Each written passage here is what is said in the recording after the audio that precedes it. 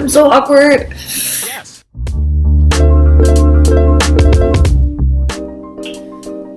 Can't see my face. Can't see my face. Okay. How do you start a vlog?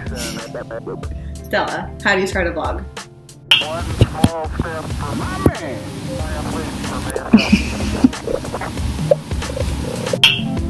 Alright. Hi everyone. My name's Beth, as you probably know. So if you don't follow my blog, and this is your first time watching, this is my very first vlog ever. So yeah. Do you think I can do this? Yeah, I think I can do this.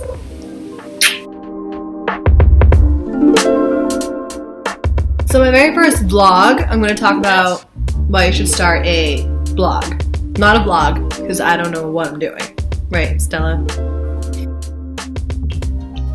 Alright, so still feeling super awkward talking to the camera, but I'm just gonna keep going and see what happens. So I guess a lot of the questions I get from readers is when we're not talking about like dating and all that other shit I talk about on my blog all the time, they're asking me like, hey, like I really like to write. How do I start a blog? Like how did you start blogging? Why did you start blogging? You know, what website do you use? Yada yada yada. So I get questions like that all the time. And I mean, I'm not going to talk to you as like this like SEO expert and like who pays for advertising. Like, I don't do any of that stuff. This is all just stuff that I've learned personally. And then I've also done my own research on like how to grow a blog and an audience and things like that. So this is going to be my little 2 cents. So to give you a background on like why and how I started blogging, I was a sophomore in college, so I was 19 or 20, I believe, and I have always loved to write. It's always been like free therapy outlet for me to, you know, just talk about things without judgment in my little journal that I would keep.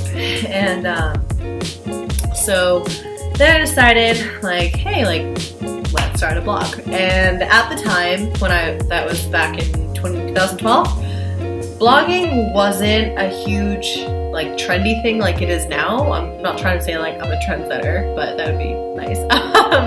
But no, it wasn't. I mean, I feel like with the rise of Instagram came the rise of blogging, because Instagram is such like an influential platform for so many bloggers. And you know, anyway, so it just wasn't as big of a thing. I was reading my old posts last night and they're like really funny. Like I would just talk about things that like just so superficial and like didn't even matter to me, like what the weather was outside, or like the Red Sox winning the World Series game, or like something like that. I would just write about. Not that I even freaking cared about any of those things, but it was just something to write about and I enjoyed. So I wrote, I would only write about like once a month, maybe like once or twice, I don't know. But I never took it really seriously. It was just, again, like I had my journal that I would keep all my personal stuff in, and then my blog was just like kind of stuff I would do whenever I had a moment. I was dealing with all of this emotional stuff like internally. I had some friend problems. I was like about to study abroad in South Africa.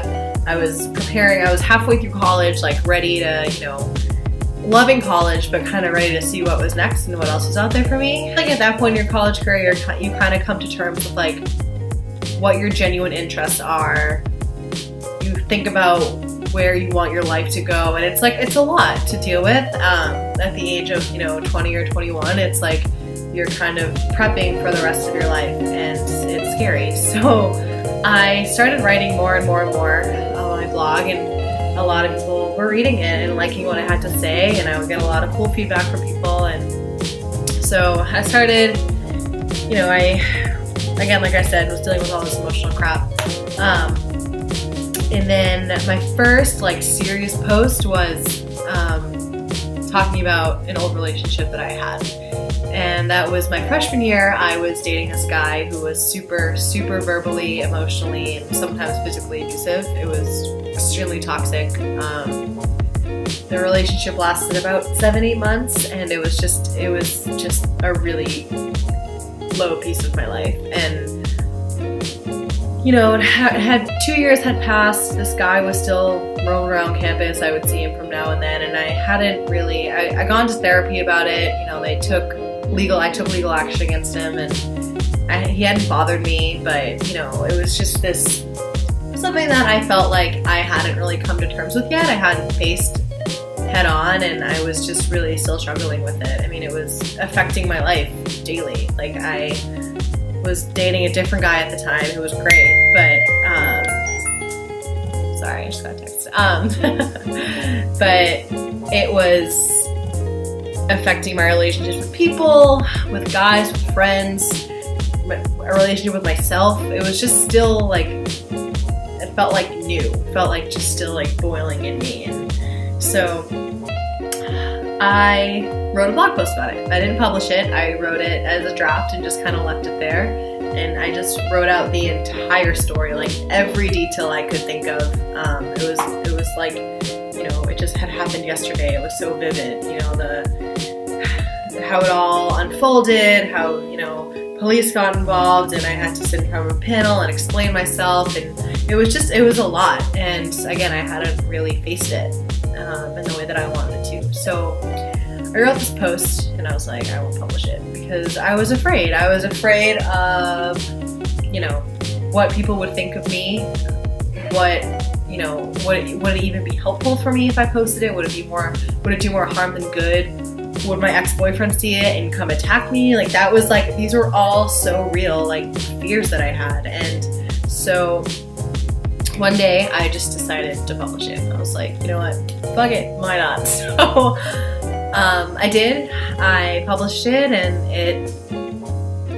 it got incredible feedback. I mean, it got shared all over the world. I was getting these really powerful messages from other women and men who have gone through something similar. And although my story was very specific to what had happened to me, I kind of generalized it at the end and said, if you're in a relationship like this, like, either reach out to me or get help. And, I feel like kind of dramatic saying this, but I mean, I was a survivor of an emotionally abusive relationship. And I think that so many people go through that, like, whether it's with their, a boyfriend, a girlfriend, parents, a friend, like, everyone at some point in their lives have some form of a toxic relationship with somebody. And the way we handle that and the way we deal with it is really important because, it's, I don't know, and when you read or you hear about someone else going through something similar, it's so much easier to say, hey, I'm not alone. I can deal with this because, you see other people dealing with it, and it inspires you to do the same. So anyways, that just turned into a long friggin' tangent. I didn't mean it to, but I published it, and again, I got so much feedback, and that's really when my audience started to build. So from there, I was like, all right, people like hearing about my problems. So from there, it kind of evolved into something much more personal. I became really comfortable with talking about things that, I would have never even considered telling the world about ever. But it was comforting. It was comforting for me. It was comforting for other people to read. And it was really powerful in the sense that, like, maybe I couldn't change the world, but if I could change someone else's world, even if it was just for like a quick, brief read of an article, then like that made me feel really good. So I guess that was the basis of what it is today. I write a lot of like, I have my own voice when it comes to all my posts. I try not to come off as forced or like cliche or anything. I try to stay true to like my own words, I guess. But so that was the real start of, it used to be called Another Chapter in the Book, now it's Writerless, but that was like the real start of my blog, I feel like, was that post and getting the courage to put that out there. So a lot of people who message me, they just are they say, why, like, should I start a blog? Should I put myself out there? Are people going to read it? How do you get the audience that you do? This and that. And I try to, tell everyone, like, if you want to start a blog, just start a blog. Like, there's no, like, I don't know. That's what I did. I just started one. I had no strategy going in. I didn't know what it was going to turn into, or even if even I was going to continue it after one post. I didn't know. I just started it. So, and everything I've done has been all self-taught. And my audience, granted, it's much more significant than it was. Like, but that took 4 years of building and content and learning and understanding, like, what people want to read and how I can, help other people while helping myself too. And whatever you want your blog to be, if you want it to be a food blog, a fitness blog, or just a random friggin' blog about anything, you can do it. And there's no stopping you. There really isn't. But I would encourage you to not be so concerned about, how many people are reading it, how many likes you get on Facebook or your shares, because it's not. Because as soon as you start worrying about that is when you become, is it disgenuine, ingenuine, disgenuine? I don't know. Or you start sounding fake. You start posting with the intent of it getting shared and clicked on, which is fine if that's the route you want to go.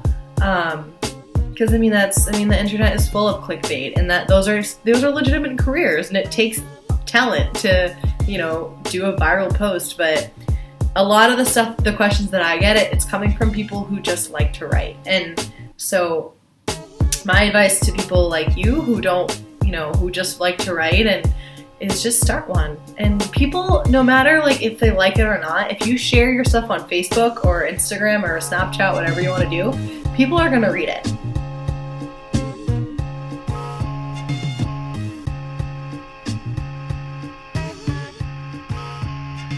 Secondly, like the mechanics behind it.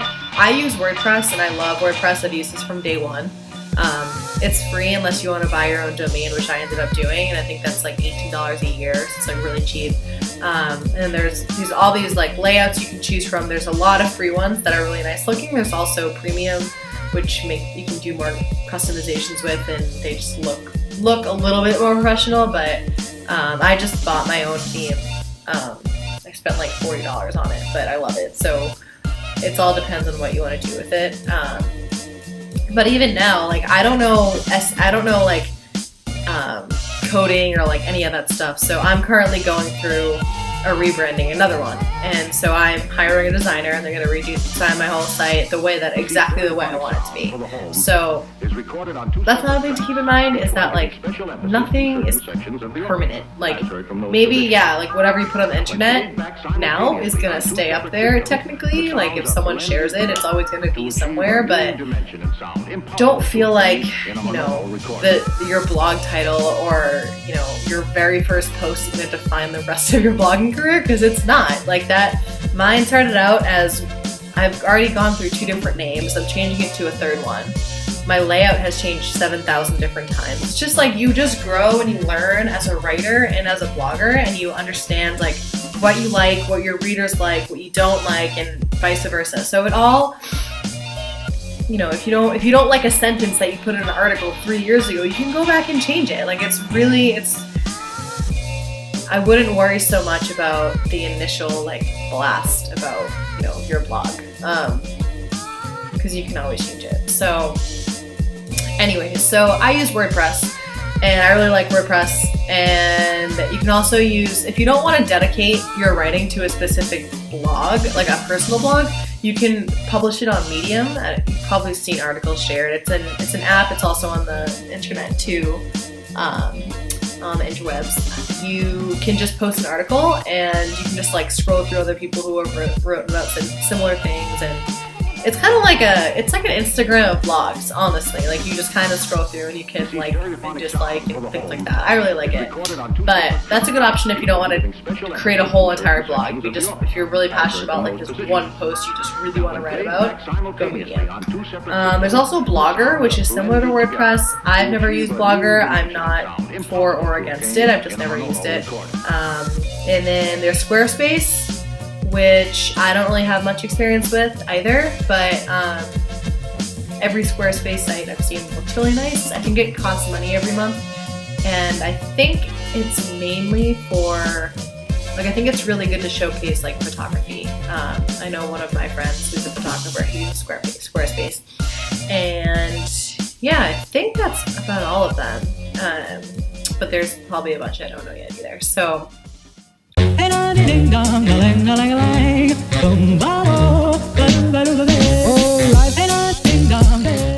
okay, getting paid. So I have only been paid a handful of times for stuff that I read on my own personal blog. I've done a lot of freelance work for other larger blogs, but I don't really do the whole get paid stuff because, and you can, like, there are thousands and thousands of bloggers that are full-time and make a really good income with just blogging. But that takes a lot of work, and you really have to think about what your goals are as a blogger. Like, for me, the premise of my blog right now is like food, fuckboys, and feminism.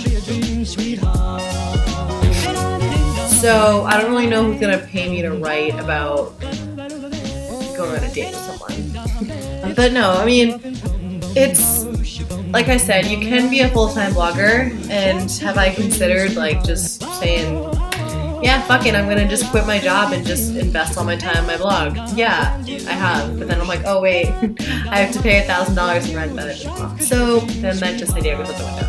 Not to say that someday I won't get there, but when you get paid to write, you have to remember that someone's paying you to write. Duh. Right? Obviously. So the creative aspect of my content right now is like the main focus, and that's what I really enjoy about it is like my blog is sort of turned into a part-time job because I do have to maintain it, but at the same time, like, I genuinely enjoy writing all of my work, and it's fun.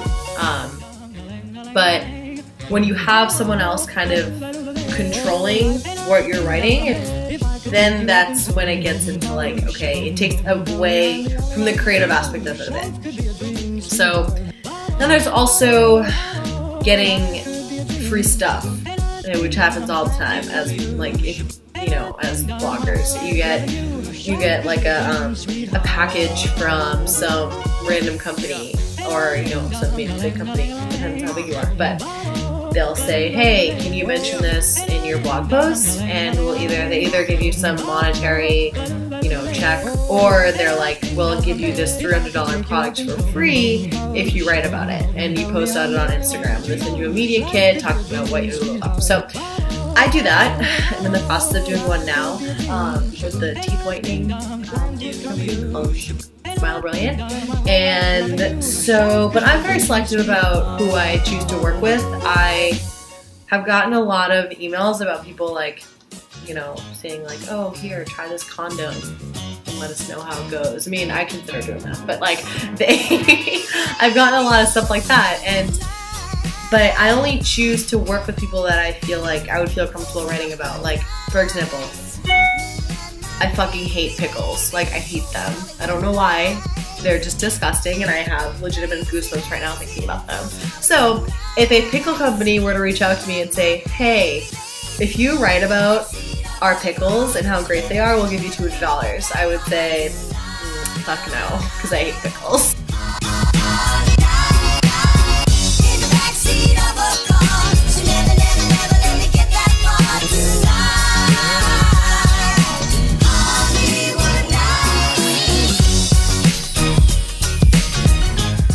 Stella. Say bye. Okay. Me and Stella, say bye. Bye.